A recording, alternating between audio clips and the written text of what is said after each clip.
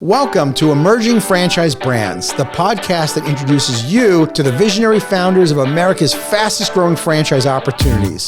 We'll also hear from industry pros as they share insights on what it really takes to achieve the elusive milestone of 100 plus locations. I am your host, Frank Fumey, founder of I9 Sports, and my 20-year journey from inception to acquisition has given me a unique perspective on how to succeed in franchising. Join me as we welcome today's guest. Before I start today's show, I have exciting news for founders, CEOs, and franchise brand presidents. Join me January 14th through the 16th, 2025 in Tampa for the first ever Emerging Franchise Brands live event, an exclusive opportunity designed just for you. It's my blueprint for success at every stage of franchising, one I wish I'd had, packed with real-world solutions and strategies to solve your challenges today and prepare for those you'll face tomorrow. Space is limited, so head over to emergingfranchisebrands.com to secure your spot today. Hello, everyone, and welcome to the Emerging Franchise Brands podcast. On today's show, I have the co-founders of Second Family, Josh Markland and Chad Tracey. Guys, how are you today? Hey, Frank. Going great. Thanks. Thanks for being on the show. So tell us, what is Second Family? What are you guys all about? Yeah, so I'll get started, Frank. Second Family is a senior home care franchise system where we're actually handling seniors hands-on with things like dressing, bathing, grooming, toileting, things like that, helping them with appointments, meals, laundry, and we're doing it in their home, wherever they might be. It could be in their private residence, could be in some sort of senior facility, it could be living with their children. But it's a service where we're going into their location and helping them there. Wow, what a great service! It's so needed. Such a phenomenal program that you guys have. What started this? How did this idea come to be? Yeah, so it really became an experience that we had with our grandmother. Really was the genesis for our idea for our company. In the beginning, my grandmother started declining from dementia. She actually had it for almost 10 years or over 10 years, really. And it just brings a lot of uncertainty to the situation. And my mom was kind of quarterbacking the care and ultimately decided to put her in some sort of memory care facility. That was super expensive, literally over 5 figures a month. And this was 15 or more years ago. Wow. And quickly realized that the level of care that was promised was not being delivered on. So ultimately what she ended up doing was bringing my grandmother to her home. And just so happened that they had a little apartment on top of their detached garage, and hired literally human beings out of a newspaper to kind of come in and help her. These weren't really certified people or anything like that. And they weren't well paid. And so because of that, it wasn't very fruitful at first. She was dealing with a lot of drama and people not showing up and people quitting or just not, never hearing from them again. And then eventually it became like for her, I think her last year and a half to 2 years, it was 24/7 around the clock caregivers. So now the problem's even more exacerbated, right? It was just disorganized and, you can imagine what would go on. She didn't have any computer systems at all, or I don't even know how she was paying them, to be honest. But, there was certainly probably some in-bed liability there that she wasn't factoring in either. So that got the wheels turning of how we could do this in a much more efficient and better way. We knew that there were other companies out there that did what we do, and we wanted to improve upon it. But that it was just an idea that I had, and I looped in my cousin Josh, and kind of the rest is history. But he might want to talk about how he got involved. Yeah, Josh, go ahead. How did you get involved in this? Yeah, just quickly, I had just come back from overseas. I had done some missionary work and was back at my parents' house trying to figure out what the next step in life was going to be. Chad and I weren't super close. We've got a little age difference between us. And so I kind of knew him from Thanksgiving dinner, Christmas dinner, that kind of thing. But we didn't really have a close relationship or a working relationship at all. So he reached out to me kind of out of the blue one day. I think there's a little divine intervention that was taking place there, but he cast vision. Obviously, it was our grandmother that had gone through the experience that he just shared. And so he cast some vision for what he was trying to do and what he thought second family should be. And it sounded really interesting. He invited me to be a part of that with him. And the initial agreement was just to help him get licensed. I think I've got a skill set that's maybe a little different than his sales and marketing background. And so I was able to help him with the paperwork and getting licensed. And it just felt like a really natural fit out of the gate, the two of us working together. Again, we really have complementary skill sets. And so we weren't stepping on each other's toes, or we had very clear roles from the outset. I was working on hiring some of the caregivers and staffing the back end of the business. And Chad was in the community making relationships and generating some referrals. And so it just started growing, and it felt natural. And I think we both saw a really fun and lucrative path forward. And so I ended up sticking out in Maryland, and we grew the business. And that's what's that, 12 years ago now. We've been doing it for a while. Yeah. Wow. Chad, I want to go back to you for a second. What a daunting task, though, to start this business. And I don't know, to me, it'd be kind of intimidating to really be in that senior care space, to making sure people are well taken care of, especially you didn't have that kind of background, right? You were in sales and marketing, I think you said, Josh, about Chad? Yeah. Yeah. I mean, I owned a business. It was in the financial sector, and I had no healthcare background whatsoever. So I kind of skipped the part where I was really looking for more meaning in my career. And I was searching for what that would be for maybe a couple years, and kicked around some different ideas. And then it hit me like literally one day. I'm like, this is it. What we're experiencing as a family is it. And it was like literally from that second forward, it was full speed ahead. Let's figure this out. And I never, even to this day, I mean, you have tough times as a business owner, but you just never really waver. At the end of the day, you attack your problems and just know it's going to work out somehow, some way. So yeah, we just learned as we went. I mean, I remember Josh and I were going to like senior care networking events. We weren't even licensed yet. We were just like trying to learn, trying to be a sponge. And people were like, in senior care, it's just like, there's all kinds of acronyms that people use that we were just like, oh yeah, that. And then we're like looking it up on the phone, like what do you so it was a lot of just trying to figure it out as we went, believe me. And I think in a lot of ways, Frank, that served us well, because we didn't have any preconceived ideas of how something should work. We just kind of threw our heads together and tried to figure it out. And Josh is a great implementer and just tried to figure it out the way we thought was best. And, but also take what we were learning from others and kind of combine the two. Yeah. Well, you started out, you had your own experience with your own grandmother first. So you already knew what the problem was. So you started out by going to senior care centers first by trying to get clients. Is that how it's? Yeah, well, I was kind of speaking of like there's networking events where all people kind of come together that are working with seniors. It might be an assisted living facility marketer, and it might be home health care, medical home health care like rep. It might be a hospice rep, and companies like us. So all these people kind of get together. You kind of learn. But yeah, we would go to just as we got licensed and got started, we would connect with anybody in the industry that would be able to kind of guide us and help us and pass referrals our way. And we were kind of the new kids on the block, and maybe that helped us a little bit as well. How difficult was it to start getting caregivers when you guys were first starting out?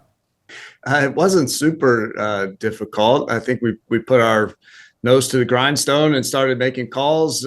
It was a little nerve-wracking when we had our first client on like a Thursday and we needed to start on Monday morning and something like that, and we had no caregivers yet. So we put in a little overtime getting that squared away to take care of our first client. But yeah, we kind of at Second Family take a little bit of a different approach, I think, in our industry. We really view ourselves more as a staffing agency. So I don't want to get too far off the rails here, but in a sense, our people are our product. And so when Chad talks about we didn't have any preconceived notions of what it should look like, to us, it always made sense to hire as many caregivers as we possibly could, because it gave us the flexibility that we needed to then meet whatever our clients' needs would be in terms of the schedule and skill set and that kind of thing. And so from day one, when we started putting job ads up, we just started hiring as many we call them flex time. So they get paid when they work. It's a side job for them. They have a primary job elsewhere, most of them. And we're totally fine with that. We kind of we call it the Uberization of home care,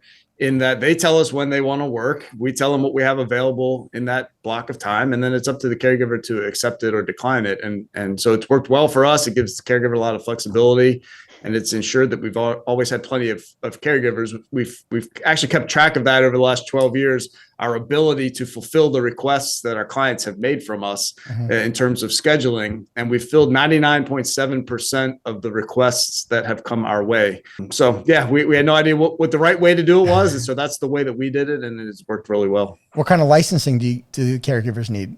It depends on the state. Here in Maryland, it's a CNA is typically the most common one that we hire. Some states don't have a requirement. And so from there, we do a little bit of home care training for them. Other states have different, like Ohio, for example, has an STNA license. So it varies from state to state, but I would say the CNA license is the most common. Okay. So you guys were rolling along. You founded the company in 2012.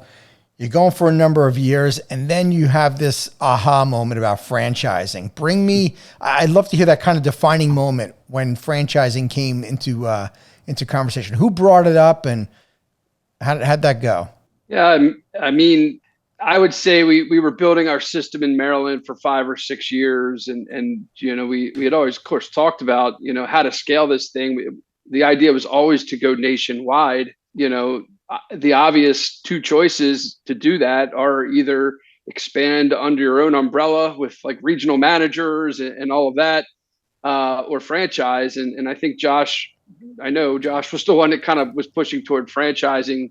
Franchising allows you to expand with maybe more speed. But I think more so in our space, the key to your reputation is providing great quality care, right?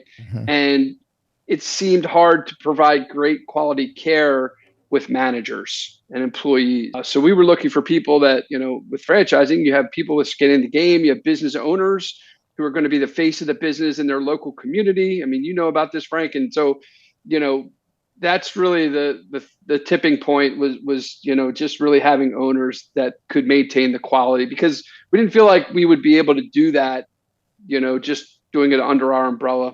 So franchising was a choice. Yeah. Josh, what were your thoughts on that? Same thing as Chad said.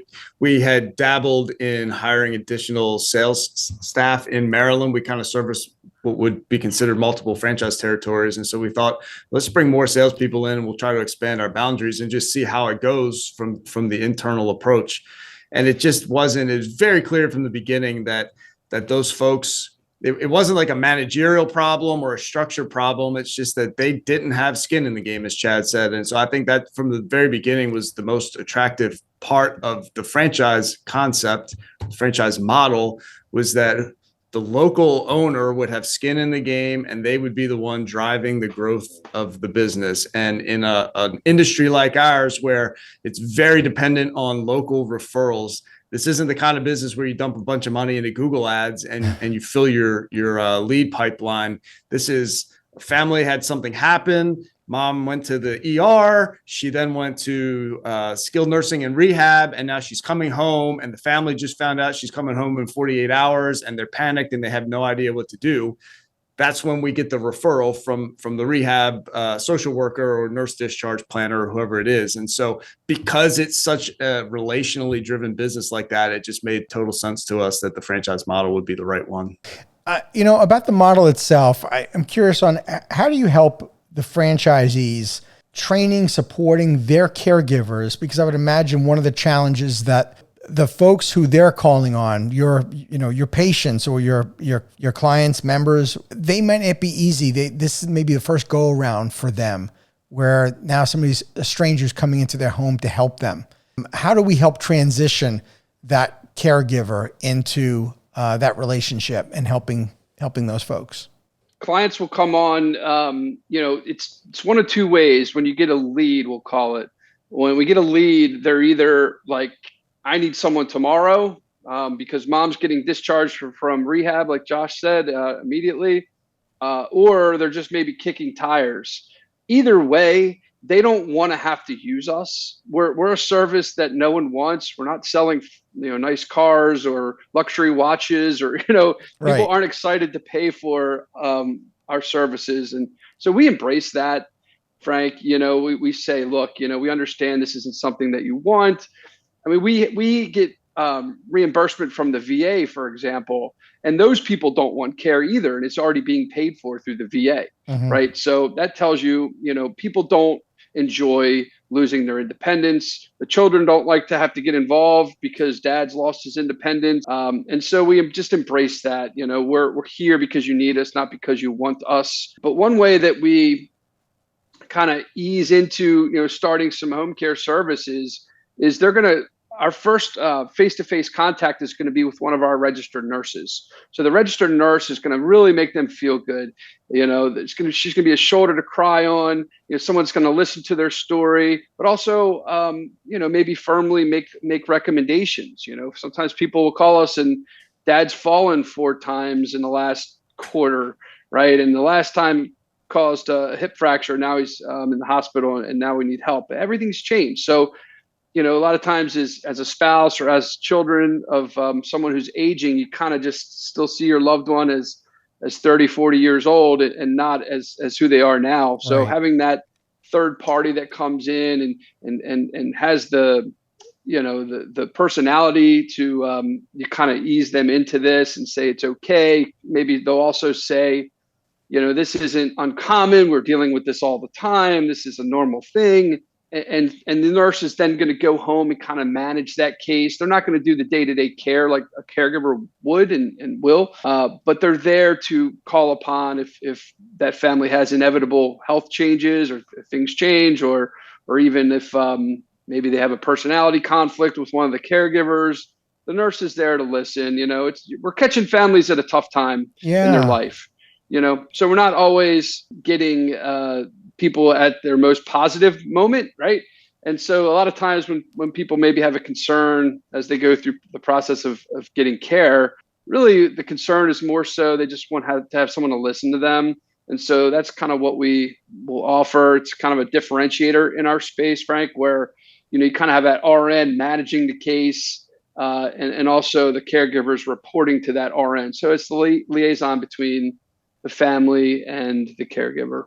So is the franchisee hiring the RN? Correct. The franchisee would have an RN locally. There's a couple different ways that can be done. A lot of our franchise owners, there's a nurse in the mix, right? Typically it's a husband maybe has a sales and marketing background, and the wife has a nursing background. So that's a great candidate for us if anyone's listening out there. But it's definitely not necessary. In our Maryland office, we have like 8 RNs, and they're all employees. So you can do it either way, but yes, these would be RNs that the franchise owner would identify. They're typically part-time RNs. So maybe they worked 10 years in a hospital and they got burnt out from doing 12-hour shifts, and now they have small children at home. They want to have flexibility. So RNs a lot of times, Frank, aren't able to work remotely, set their own schedule, right, and even work part-time. So we give them that option. It's not for every nurse, of course, but there are a lot of nurses out there that fit our profile. Okay. Hey, Josh, what about you? Who is your ideal franchise owner? Typically, I have 2 avatars that we look at. The first would kind of be the example that Chad just gave, where the franchisee is going to be the face of the business in the community. They're in that sales marketing role. Their job primarily is to go out and establish presence in the community. So they're going to our different referral partners to generate those relationships. They're doing the senior aging expo. They're going to the networking groups like we talked about, and kind of hobnobbing with their counterparts at the different senior care facilities. If that's our ideal person, I think it lends a lot of benefit to the franchise when it's the owner who is out as the face of the business in the community.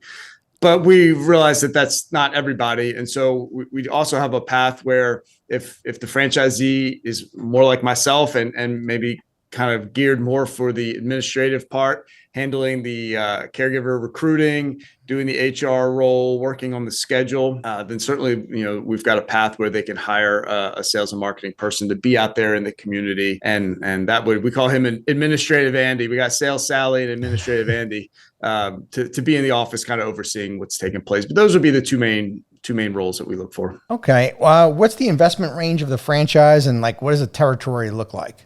Yes, the investment range is, please don't quote me on this, but somewhere between about 112 and 200,000. The territories are made up of a number of seniors over 65. So at least 40,000 seniors over 65 would be a typical territory size. Wow, that's enormous. That gives them a lot of runway to be able to have a successful business. Yep, we got a lot of great territories open. So also, the ability to offer 2-3 packs, or maybe down the road they might want to add additional territory. It's a kind of business where you could easily expand that reach. It's kind of tough to have a humongous area early, but maybe if you start here and expand out, you really only need one home office. Sometimes you don't even need an office, depending on licensing requirements. But you can, because it's a service, because you're hiring caregivers maybe from all over the place, you can get more clients from all over the place as well. What's your general direction on, I'm a franchisee, I hire the RN. How many caregivers am I generally starting out with, you think? When a franchisee launches with us, they get 3 guides after they've gone through our entire training, which helps them get the business launched. They're called our launch guides. So we've got a launch guide for sales and marketing. We've got a launch guide for scheduling. We've got a launch guide for hiring and recruiting. And so in that launch guide for recruiting, we're going to walk them through the first 12 months of the business. And we break it down on a week-by-week basis. So this is where you need to go to look for caregivers. This is how many conversations you need to have. This is how many interviews you need to conduct. This is how many caregivers you need to hire. And so it helps them with that ramp period to ensure that they're hiring based on our model at the rate that we think that they need to in order to grow the business. At the end of the first year, we look for anywhere from 35 to 70 caregivers to have been hired and incorporated into the system. That could go much quicker, or it could go much slower, kind of based on what the payer mix and the client type of that local franchise is. Certainly based on our hiring model, we tend to want people to err on the side of over hiring rather than under hiring. But yeah, we walk them through exactly what to do on a week by week basis as they get off the ground. Okay. Guys, what kind of trends are we seeing in your industry? Of course, you're in a crowded sector, we know, and I think you've done you guys are really trying to differentiate yourselves.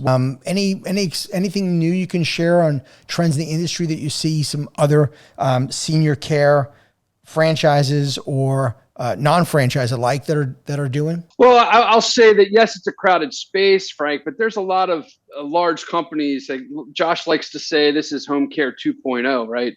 And the reason we're saying that is because there's many companies that have grown to over 600 sold franchise units, and they mostly expanded in late 90s, early 2000s, and they just simply don't. They're doing resales. They're doing international. They're just not selling a lot of new territory. They don't have a lot of new territories available. You can't just stop with those number of companies because the number of seniors, is going through the roof, as everyone knows. Right. So I would say in the industry, as far as industry trends, Josh kind of touched on the fact that we have a increasing number of third-party payer options that are becoming available through the VA, through Medicaid, through Medicare Part C. It's just trending that the government is basically saying, both state and federal, hey, this isn't sustainable. The facility model, right? A lot of seniors out there are just kind of stuck in nursing homes under Medicaid.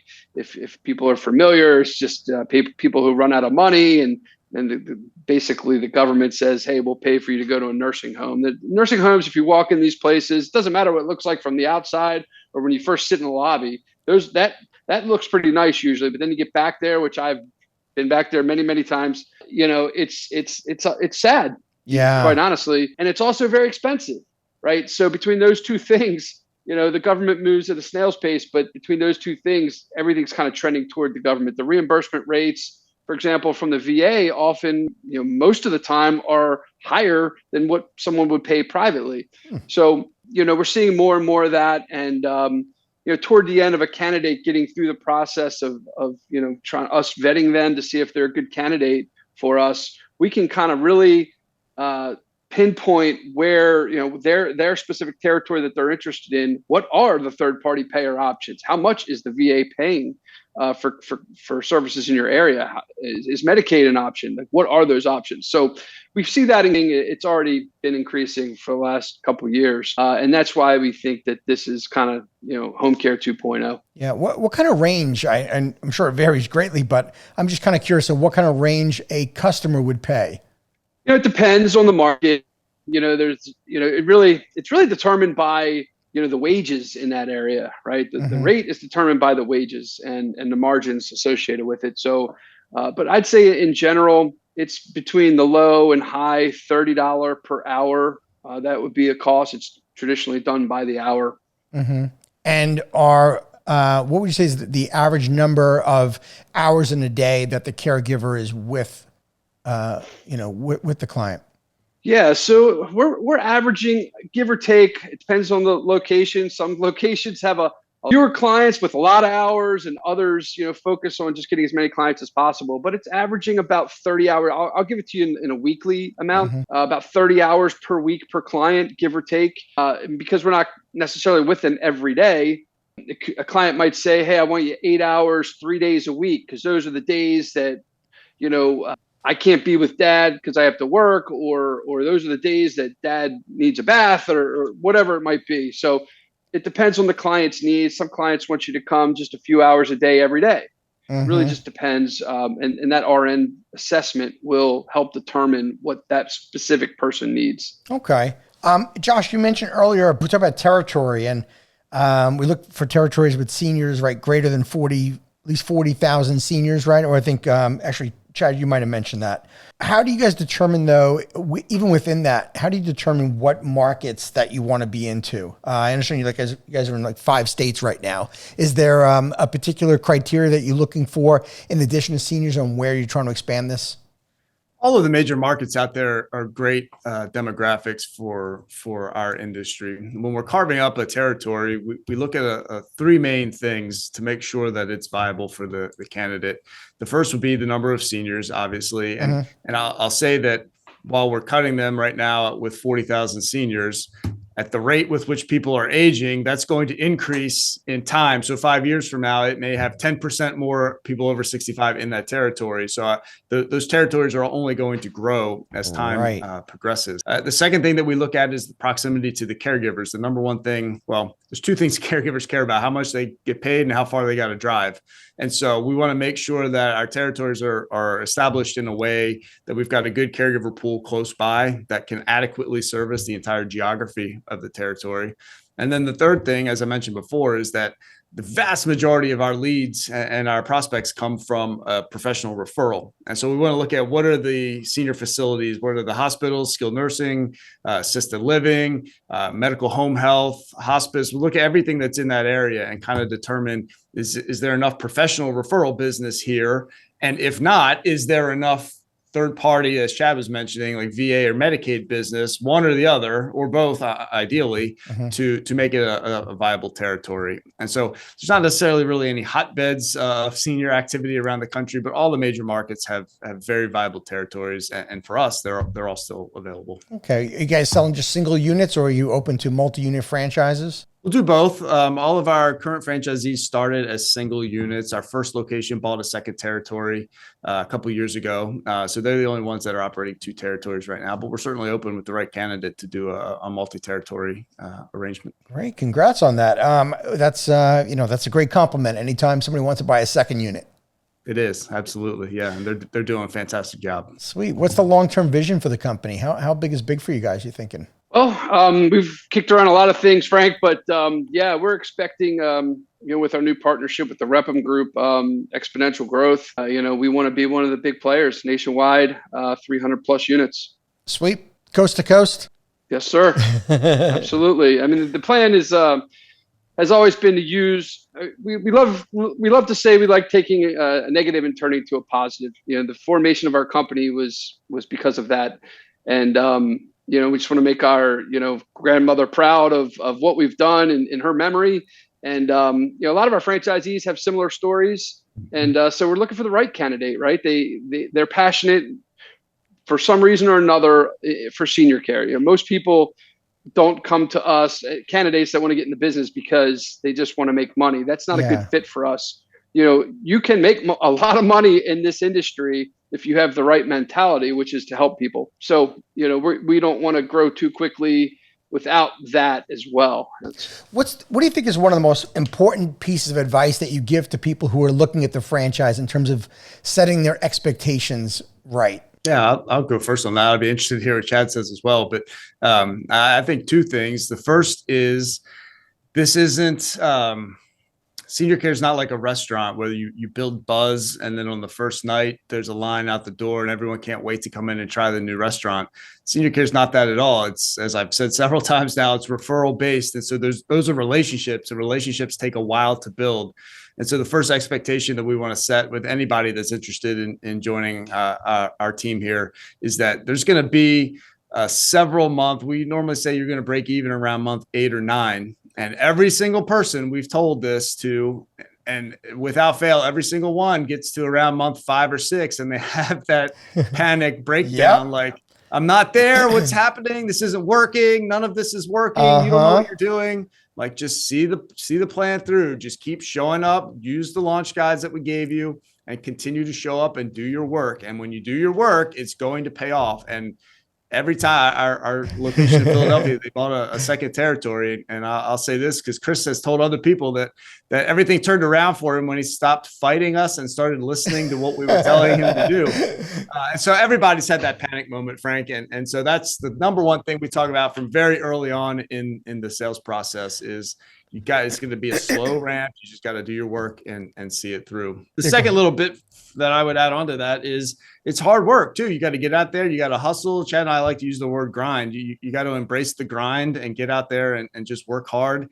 It will build on itself. And then once you have established your base, then you kind of can pull your foot off the gas a little bit because you've got the snowball, it's got some momentum at that point, but you got to work hard out of the gate to get it established. We've got systems and processes, and we've got all the back end stuff that you need to put in place and kind of plug and play, but you still have to do the play part. You still have to go out and work the system. That's impressive. Josh, I think what you just said, we could apply that to literally any business, to any franchise. Yeah, absolutely. Yep. Again and again, I've heard the story. And the other thing about like the franchisee that was in it for 5 months and they were kind of freaking out. First of all, that's an amazing short period of time, number one.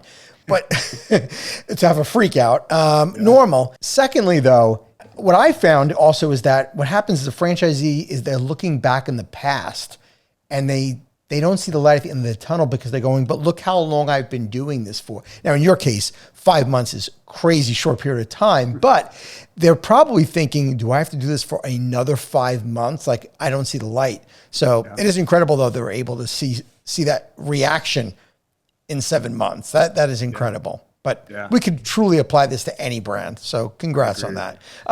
Chad, what are your thoughts on that?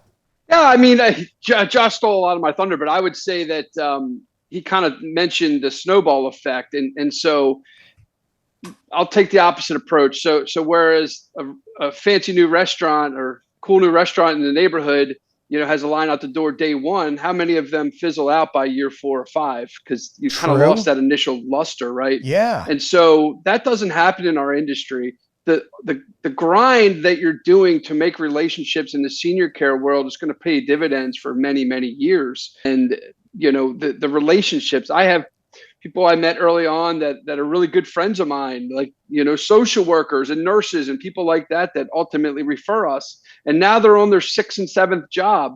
But once you're a social worker or once you're a nurse or once you're a physical therapist, you're probably not going to be anything else in your career. Mm-hmm. So they can always refer you business, no matter, even if they switch jobs or go somewhere else. So it's sustainable. It's a relationship, but it provides recurring value and recurring revenue for you that is going to help. And, after working really hard for 3 or 4, maybe more years, a franchise owner who was fully engaged can maybe hire a general manager and be semi-absentee at that point, or maybe even live in another state. We've got franchisees that are shooting for that goal. I live in another state than where my home office is, right? And Josh and I are examples of home care owners of second family that have been able to do something else. Now we're in franchising, and we've hired employees that were hired by us right after college. And now it's a general manager, and they've been with us 9 years, right? So it's been equally rewarding to watch our employees grow over the course of time, and to the point where now they're running our business. It's equally as rewarding as providing the actual care to our owners. So I think franchisees would enjoy that as well. Yeah, incredible freedom that they can, lean into as they grow in their business. This is an exciting concept, guys. You're an exciting time period. You are truly in the thick of being emerging. So I look forward to kind of continue watching you and learning more about where this thing goes. I think you've got some great days ahead. If someone was interested in learning more about the franchise and opening their own second family opportunity, where would they go? So our corporate website is secondfamily2ndfamily.com. That's where our home care information is. And then all of our franchise information is secondfamilyfranchise.com. Again, 2ndfamilyfranchise.com. Great. Look, I finish every franchise podcast with the franchise tip jar because the community is so generous with sharing advice. And although you guys are fairly new and you guys are emerging, I would love for you guys maybe to share a tip. If there was an entrepreneur that was looking to franchise their company, what would be a piece of advice you'd give them before they dive into franchising? I'll let Chad go first on that one. Chad? It's the same advice that Josh mentioned for a prospect that wants to buy a franchise. You got to work hard at it. We've been doing this for several years, and after 5 months, you can't expect the fish to be jumping in the boat. You got to understand it's a process. None of us entrepreneurs tend to not be patient. True. I would certainly say that is the case with us, but you have to learn patience. That doesn't mean you're not working hard. You just got to do what you got to do. Just like in senior care, you got to make relationships in the senior care world to run a franchise. We got to make relationships in the franchise world. You got to join IFA. You got to probably have the financial wherewithal to. We used a third party that helped us go from a franchise, a non-franchise to a franchisor, and you got attorneys involved. So it's going to cost you several $100,000. And then you're going to have to replace yourself in the business that you're running currently, because you're franchisors and not just, running a local business. So money, time, and just working hard. Those are the three things. Fantastic. That's great. Josh, what do you think? Yeah, I'll add to that the first few franchisees that sign up for your brand are going to be amazing people because they see the value in what you're doing, and they don't have a lot of social proof to back that up, and they're going to jump in the pool anyway. And you need to celebrate that and give them special attention and hold their hand. They're going to be needier than maybe you thought that they would be. And that's actually a really good thing because they're internalizing everything that you're trying to get them up to speed on so that they do just as good a job in their market as you did in the original market. So really embrace those first franchisees, hold their hand, spend extra time with them, and make sure that they're successful and happy, because that's how you're really going to grow your system exponentially in the long run. Guys, great advice. Thank you so much for being on today's show. I wish you guys all the best and continued success. Thank you, Frank. This was a great time. Thanks for having us. Thanks for having us, Frank. It was great. Thank you for tuning into the Emerging Franchise Brands podcast. For additional insights, guest applications, and to stay connected, visit us at efbpodcast.com. The Emerging Franchise Brands podcast is for entertainment purposes only, and the views expressed do not necessarily represent those of Emerging Franchise Brands, its host Frank Fiume, or Emerging Franchise Group LLC. Any discussed franchise or investment opportunity requires thorough investigation, obtaining proper disclosure documents, and expert consultation before making any investment decisions. The podcast and its host do not offer professional advice or endorsements, and they hold no responsibility for actions, representations, accuracy, or consequential damages related to the podcast content.